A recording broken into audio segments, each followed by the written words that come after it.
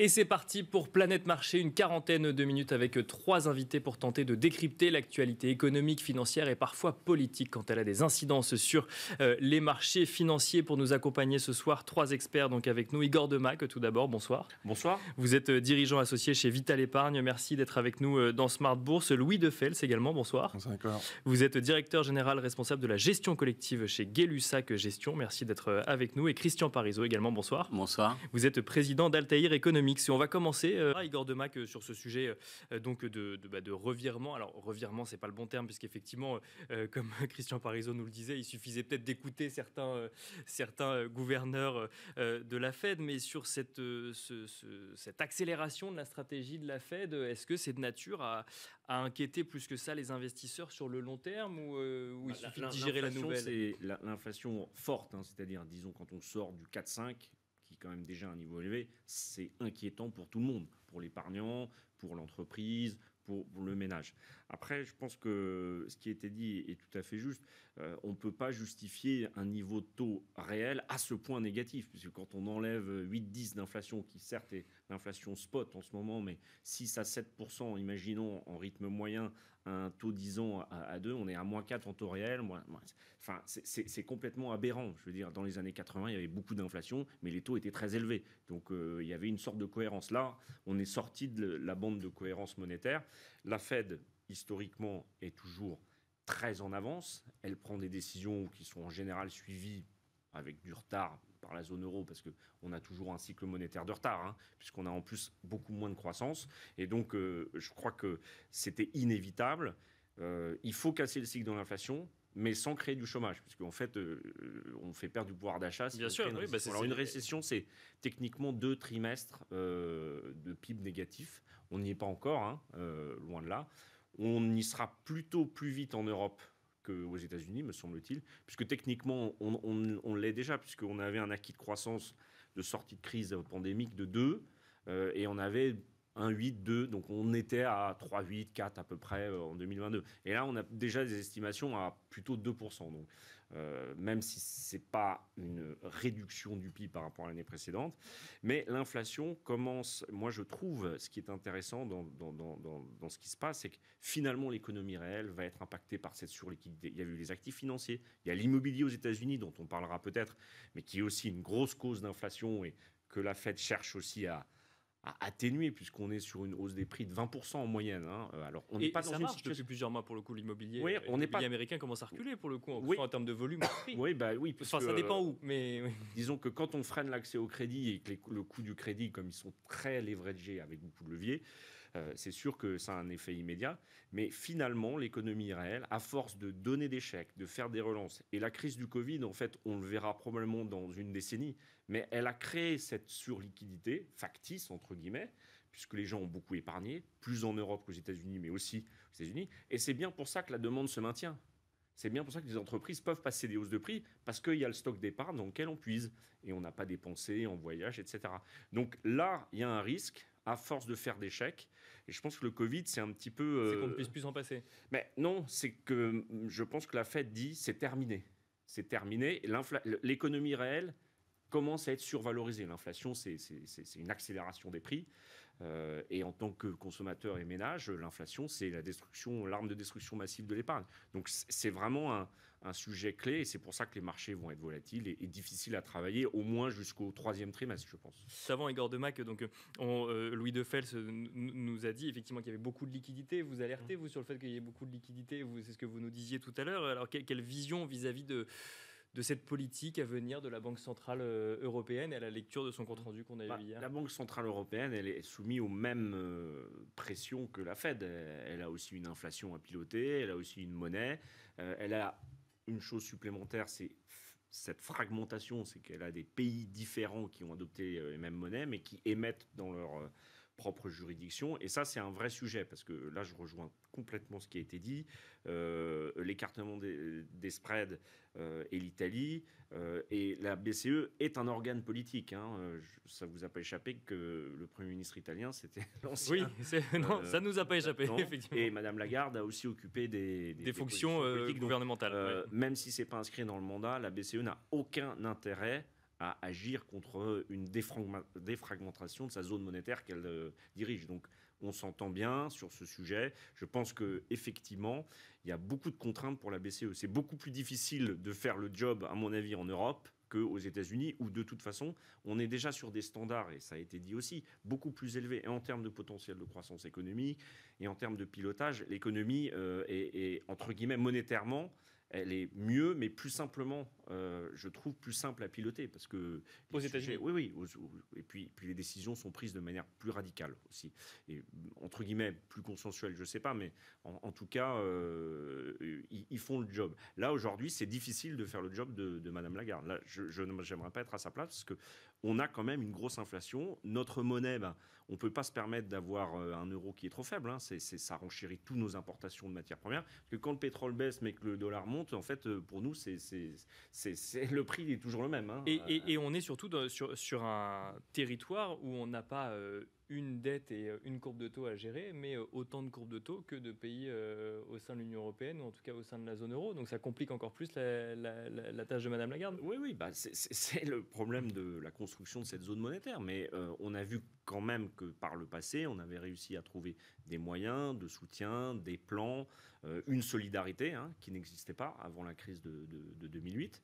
Donc ça, ce sont des bons éléments, mais on est soumis, comme aux États-Unis, aux mêmes forces, centrifuges, centripètes sur notre économie. Alors, je vais me retourner vers vous, Christian Parizeau. Vous l'aurez compris, j'avais envie d'évoquer rapidement quand même cette élection présidentielle française. Alors, pas spécialement l'élection présidentielle, mais est-ce que le marché s'intéresse à cette élection présidentielle ? On peut lire depuis 2 jours que on a attribué une baisse du CAC 40 à un sondage qui rapprochait Marine Le Pen d'Emmanuel Macron au second tour et donc potentiellement à une hausse du risque Marine Le Pen pour les marchés financiers. On vous regarde les spreads franco-allemands, on voit qu'ils s'écartent un petit peu. On voit que l'OAT à 10 ans en France est à un niveau jamais connu depuis 2014. On attribue ça aussi à un potentiel risque politique au niveau français, ou en tout cas un risque un peu plus élevé qu'il y a quelques jours. Et on a surtout l'impression que les marchés financiers se souciaient assez peu de l'élection présidentielle française jusque-là. Et là, on attribue ce regain un petit peu d'incertitude ou de volatilité à cette élection présidentielle. Est-ce que c'est de ce côté-là qu'il faut regarder, Christian Parizeau ? Je ne suis pas hyper convaincu. D'accord, ok. Je l'ai lu dans les agences de presse qu'ils le mettaient en avant. Maintenant, on voit que quand même, des minutes de FOMC, ça fait beaucoup plus bouger le CAC 40 qu'un sondage. Donc, bien sûr, oui. Il faut quand même relativiser. Et puis, c'est très compliqué à isoler parce que c'est vrai qu'il y a eu un écartement du spread entre la France et l'Allemagne, mais il n'est pas non plus que sur la France. Donc, je suis prêt à l'admettre si vous me montrez que c'est que la France et que l'Italie et l'Espagne ne bougent pas. Et là, on vient de dire, tout ce qu'on vient de dire à l'instant sur la BCE, c'est que le problème, c'est que la BCE est en train de ralentir ses achats obligataires. Ce qu'il faut bien comprendre, c'est que lorsque la BCE achetait tous les mois, plus que ce que n'émettaient les États, vous aviez tué le risque crédit Italie, risque crédit français. Ouais. On pouvait faire n'importe quoi avec nos finances publiques. De toute façon, la BCE allait acheter tout notre déficit supplémentaire parce qu'elle achetait plus que les émissions. Donc, à partir du moment où la BCE nous dit c'est fini, je vais arrêter d'acheter à la fin du 3e trimestre, vous avez forcément des marchés qui doivent se dire quel est le vrai risque budgétaire en France, en Italie, en Espagne. Alors, et donc, les spreads s'écartent mécaniquement. Les spreads s'écartent mécaniquement. Le seul problème qu'a la BCE, c'est que si c'est quelque chose qui n'est pas une surréaction des marchés obligataires, c'est tant mieux. Ça forcera les États quand même à maintenir un peu leurs finances publiques et elle n'est pas là pour financer indéfiniment les déficits publics. C'était vraiment dans un cadre bien précis. Maintenant, si cet écartement de spread entraîne des anticipations de dislocation, excusez-moi, de la zone euro, à ce moment-là, elle est obligée d'intervenir. Elle ne peut pas laisser sur les marchés se mettre en avant en disant ça y est, l'Italie va sortir de la zone euro, la France aussi, voilà. Donc c'est vrai que ça pourrait poser un problème. Donc les courants eurosceptiques sont quand même regardés par les marchés. Ils sont quand même un peu regardés, mais je ne suis pas sûr qu'aujourd'hui, en tout cas, ce que je constate, c'est que c'est quand même des commentaires qu'on a vus essentiellement dans la presse française. Je ne l'ai pas vu dans la presse japonaise. Je ne l'ai pas vu... alors, je lis que la partie anglaise. Je ne connais pas le japonais, je vous rassure. C'est peut-être écrit en japonais. C'est peut-être écrit en japonais, mais ils ne veulent pas nous le dire. Mais en tout cas, je ne l'ai pas vu dans le Nikkei Weekly. Je ne l'ai pas vu du côté du Wall Street Journal. Donc, il faut attendre. Si vraiment les investisseurs internationaux commencent à jouer ça... Voilà, mais c'est peut-être un commentaire avec un biais français. D'accord. Un petit peu franco-français. Et je pense qu'aujourd'hui, on est plus sur des mouvements de marché plus globaux. Voilà. Je ne dis pas que je ne changerai pas d'avis dans les prochains jours, mais en tout cas, j'ai du mal à percevoir en tout cas une vraie déviance aujourd'hui vis-à-vis de la France liée à cette élection. Louis Defel, peut-être rapidement sur le sujet. Rapidement, le marché s'est mis à se faire peur un peu comme en 2007 avec l'écartement dès qu'on a eu les sondages. Mais ce qui est assez intéressant, il faut se rappeler qu'au CAC 40, il n'y a quasiment que 18% de chiffre d'affaires qui est fait en francs. Donc c'est vraiment un non-débat. Mais Encore moins en marge. Hein. Et encore moins en marge, ouais. La marge est plus... Bien sûr. Et ailleurs, mais ce qui est assez intéressant, c'est qu'il y a des paniers de valeurs françaises qui sont 100% corrélés. On va dire la surperformance est 100% corrélée à l'écartement des taux.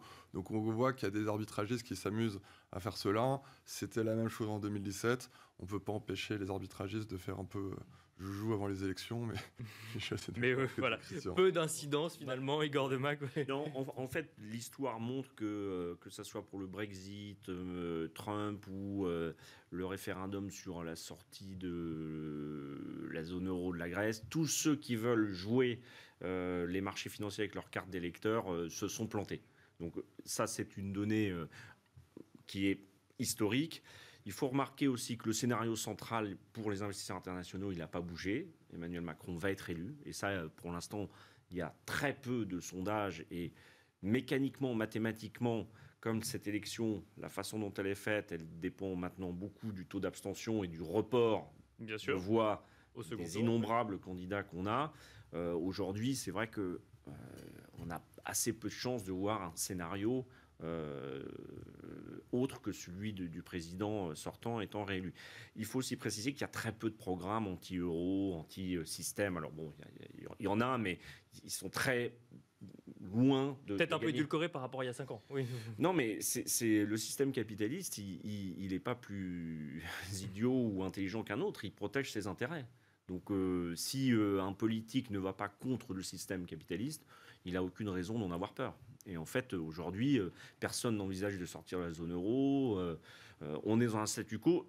Tous les candidats, enfin, je n'ai pas lu en détail, mais je pense que tous les candidats ont la même méthode, c'est le chèque public. Hein. Ça, c'est ce qu'on voit. Et donc, c'est une méthode qui existe déjà, hein, pour le coup. Ouais, non, mais c'est ce que tout le monde pratique aux États-Unis aussi. Hein. Donc, en fait, c'est pas une question d'être droite-gauche, c'est qu'aujourd'hui, l'argent public, la dette, est le seul moyen de maintenir un système toujours en croissance.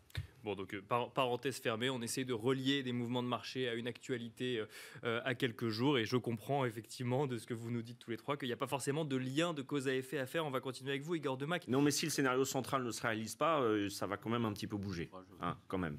Pas massivement, parce que, encore une fois, la France est un État de droit, avec des institutions, il y a des législatives, mais bon...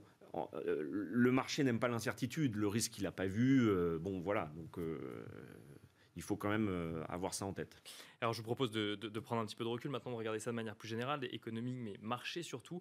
Il nous reste quelques minutes, on va commencer avec vous, Igor de Mac. Quel est votre scénario un petit peu pour ce deuxième trimestre 2022 qui s'ouvre d'un point de vue investisseur sur ces marchés financiers? Non mais ceux qui connaissent les marchés savent que quand on retire la liquidité et qu'on rend plus cher l'argent, c'est pas très très bon pour les actifs risqués.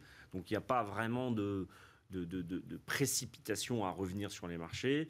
Vous savez, il y a ce terme internet FOMO, Fear of Missing Out. C'est-à-dire on va rater une opportunité. Non, je ne crois pas. Les 2 prochains trimestres, on a largement le temps de choisir ces entreprises, celles qui auront bien publié, qui auront maintenu leur marge. Donc, pas d'inquiétude. Il y a toujours de la valeur dans le marché action, pour peu qu'on ne soit pas entraîné dans un scénario récessif déjà, et aussi avec une amplitude forte. Donc, est-ce qu'il y a une inquiétude à avoir du côté des publications de résultats d'entreprise, que ce soit pas au premier trimestre, non, plus tard, parce que le premier trimestre, il n'a pas encore été totalement frappé par la guerre en Ukraine, et puis les effets inflationnistes qui certes ont commencé, mais qui sont accentués.